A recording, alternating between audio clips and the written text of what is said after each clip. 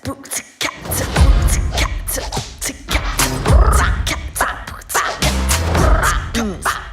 go. I'm Maylin Lee. I wear what I want, say what I want, 24/7, 365. I know, it's a lot. But I don't got time to mess around. Je me fromage blanc. All about that hustle, am I right? Poor town. This is gonna be the best year ever. And nothing's gonna get in my way.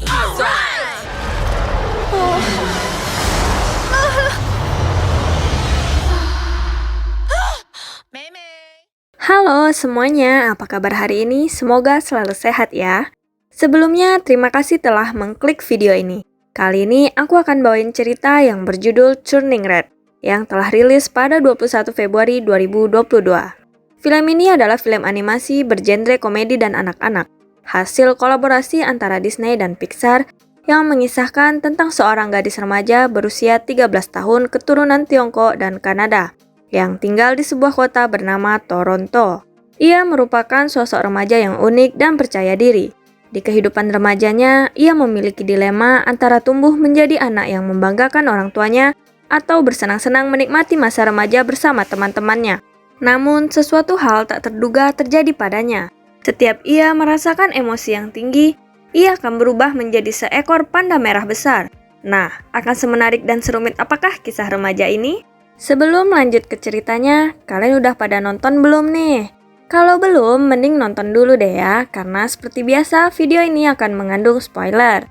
Nah, sebelum kita mulai cerita, jika kalian suka dengan konten channel Ancak Koha, jangan lupa klik tombol like dan subscribe di bawah ini. Dan jangan lupa aktifkan tombol loncengnya agar kalian gak ketinggalan konten-konten seru berikutnya.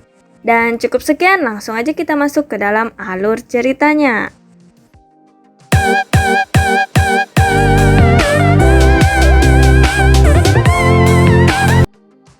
Adegan awal film ini diawali oleh pesan yang memberitahu kita bahwa kedua orang tua haruslah dihormati karena mereka adalah makhluk mulia yang sudah membawa kita ke dunia, bekerja keras memberi kita kehidupan yang layak, dan meskipun sebagai anak kita belum bisa memberi apa-apa kepada mereka, cobalah untuk menuruti perintah dan keinginan mereka. Menghormati orang tua tentu harus, tapi kalau berlebihan kau akan lupa menghormati diri sendiri. Begitulah pesan pertama dari seorang gadis 13 tahun yang bernama Maylin Lee, yang selanjutnya kita sebut saja dia sebagai Mei. Ia memiliki 3 orang teman baik, yakninya Miriam, Priya, dan Abby. Mei merupakan anak yang pintar dan selalu mendapat nilai yang bagus di semua bidang pelajaran. Namun banyak juga yang tidak menyukai sifatnya yang aneh, ngeselin, dan sok pintar. Namun dia menerima semua hujatan itu.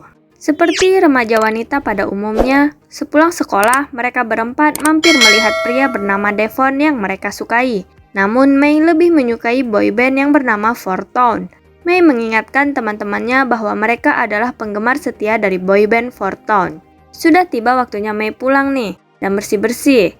Ia pun berpamitan kepada teman-temannya dan temannya memberi syarat untuk menari bersama dahulu. Mei tinggal di kuil keluarga Lee. Ia juga merupakan asisten pengurus di kuil tersebut. Nyatanya, Mei ini memang dituntut oleh keluarganya untuk menjadi pintar, dan itu semua untuk membanggakan leluhurnya. Mei bersama ibunya merawat dan membersihkan kuil. Setelah itu, mereka juga menjadi pemandu para turis di kuil tersebut. Sesampainya di rumah, ayah tengah sibuk berkutat di dapur menyiapkan makan malam.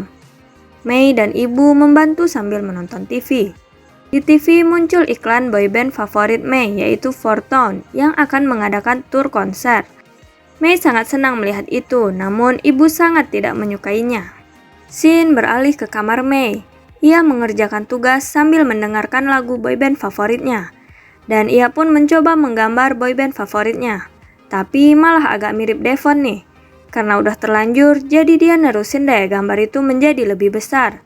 Tiba-tiba, ibunya masuk kamar nih dan melihat buku PR Mei yang penuh dengan gambar Devon. Nah, di sini si ibu auto jengkel dan marah besar dong ketika melihat gambar-gambar Mei. Ketika melihat dengan detail, si ibu ngeh nih kalau gambar itu mirip dengan pegawai Daisy Mart yang tak lain dan tak bukan adalah Devon. Malam itu juga, ibu langsung pergi ke supermarket dan melabrak Devon, serta memberikan bukti gambar-gambar yang Mei buat kepadanya. Di sana ternyata ada teman-teman Mei juga. Mei merasa sangat malu dan kesal kepada ibunya, namun ia tidak bisa apa-apa. Ia pun hanya menurut ibunya dan melepaskan kekesalannya dengan berteriak di bantal. Malam itu, hujan turun dan Mei mendapatkan mimpi buruk. Hingga ia terbangun dan ketika bercermin, ia berteriak sangat kaget. Ia melihat dirinya menjadi sesuatu yang berbulu merah dan besar. Kepanikannya membuat ibu mengira bahwa Mei mendapatkan haid pertamanya. Kemudian Mei kembali ke kamar, mencoba tenang dan tidur kembali, berharap ini hanya mimpi. Ketika mencobanya, telinganya hilang. Lalu ketika mencoba tenang kembali, ekornya menghilang. Dan Mei mulai mencoba menenangkan dirinya dan ia berhasil kembali dalam wujud manusianya. Namun rambutnya tetap berwarna merah. Kemudian setelah semuanya normal, ia pun diantar sekolah oleh ibunya. Ia bertemu dengan teman-temannya, tapi semua teman-temannya telah mengetahui cerita yang terjadi di supermarket tadi malam. Tyler menyebarkan gambar dan cerita itu ke teman sekolahnya. Namun Mei harus tetap tenang, agar tidak berubah kembali menjadi panda merah berbulu yang besar. Ia pun memilih pergi ke kelas. Namun ketenangan itu tidak bisa bertahan lama nih ketika ia melihat ibunya mengintai dari luar kelas. Dan ibunya terlibat percecokan dengan satpam sekolah yang membuat seluruh isi kelas kepo nih. Dan ibu meneriakkan pembalut ke Mei yang membuat emosi Mei meledak dan ia berubah menjadi panda merah besar. Ibu melihat perubahan itu dan mengejarnya. Mei bersembunyi ke toilet dan keluar dari sekolah. Ibu terus mengejar dan aksi kejar-kejaran Mei di kota pun menjadi tak terelakkan dan terus berlanjut hingga sampailah Mei di rumahnya. Di rumah, ibu dan ayah mencoba menenangkan Mei. Ibunya memberitahukan Mei asal-usul kutukan panda merah ini.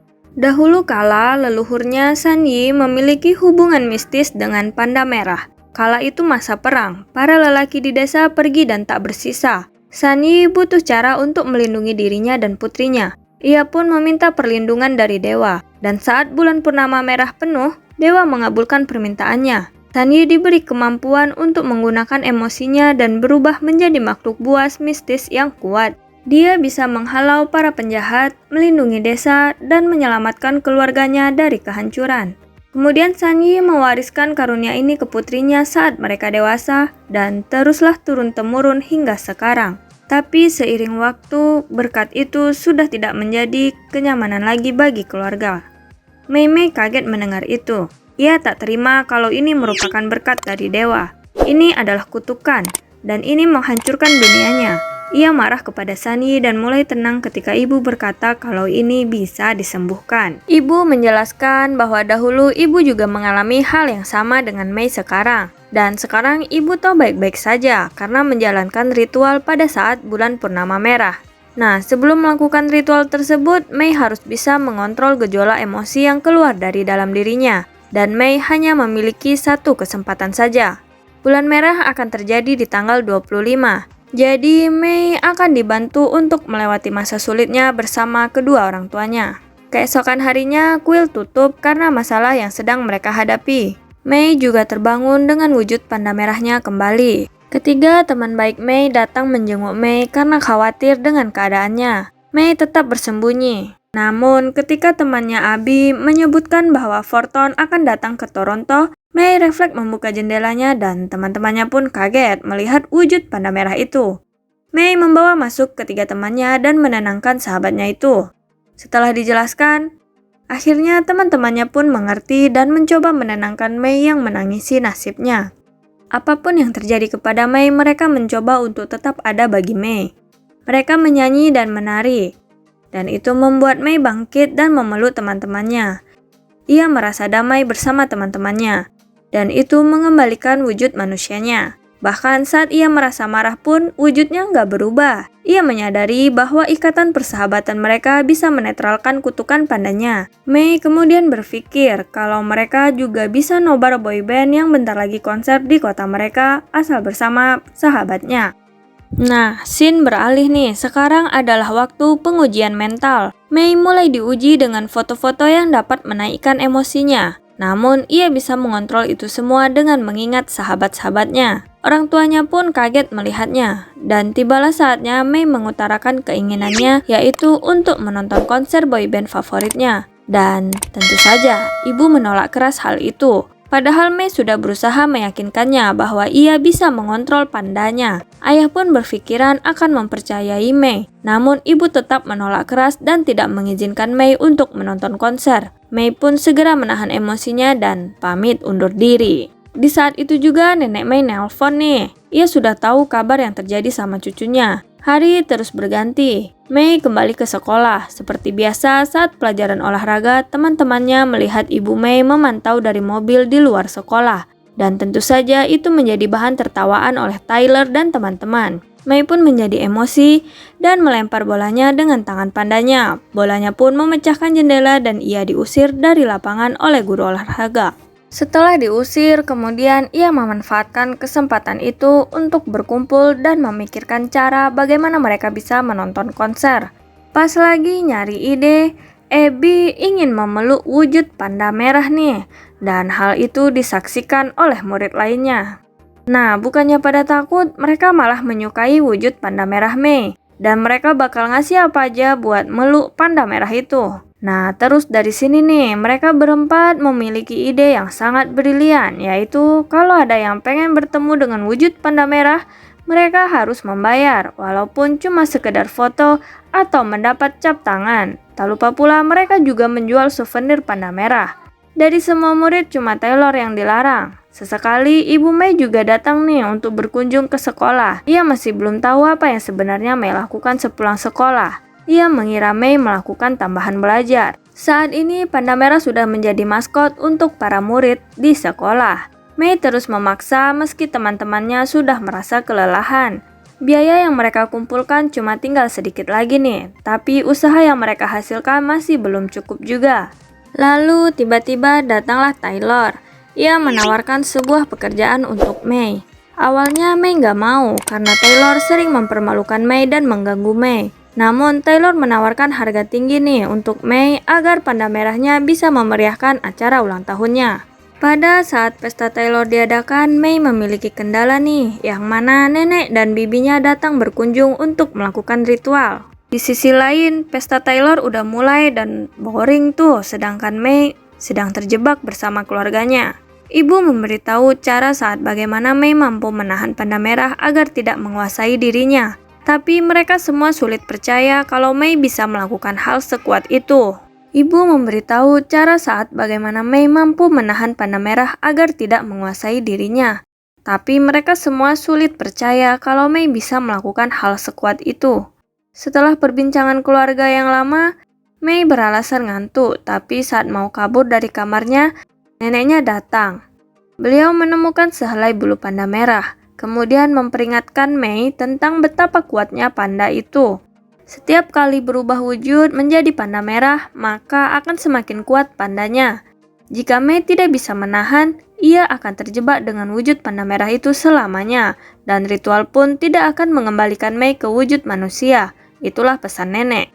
Setelahnya, Mei datang juga nih ke pesta ulang tahunnya Taylor dengan kostum panda merah.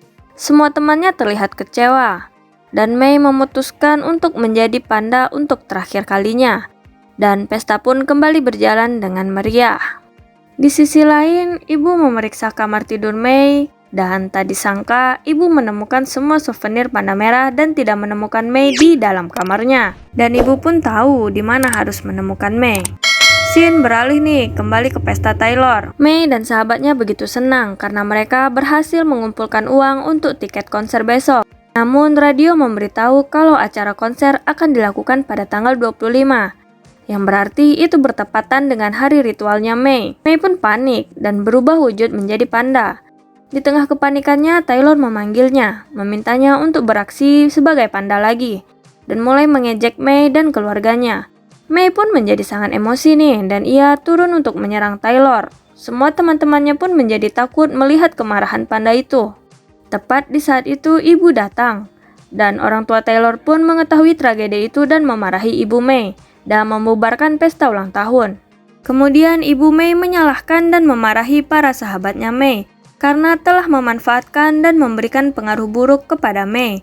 dan Mei pun tidak mencoba membela sahabatnya dan ikut pulang bersama ibunya.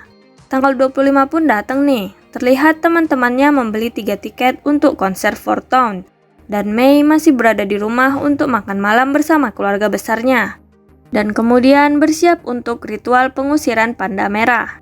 Ketika ayah membersihkan makan malam dan turun ke gudang, ia menemukan video Mei dengan teman-temannya yang menari dan bernyanyi dengan wujud Mei sebagai panda merah.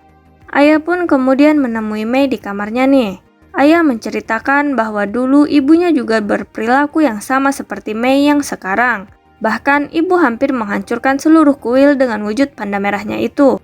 Semua hal itu terjadi karena nenek tidak menyetujui hubungan ayah dan ibu. Ayah mengatakan bahwa manusia itu memiliki beberapa sisi yang rumit dan kompleks. Intinya bukan untuk mengusir hal buruk yang ada di dalam dirinya atau si panda merah. Tetapi bisa juga ia sebenarnya juga bisa membuat ruang untuk hal tersebut dan hidup dengan baik.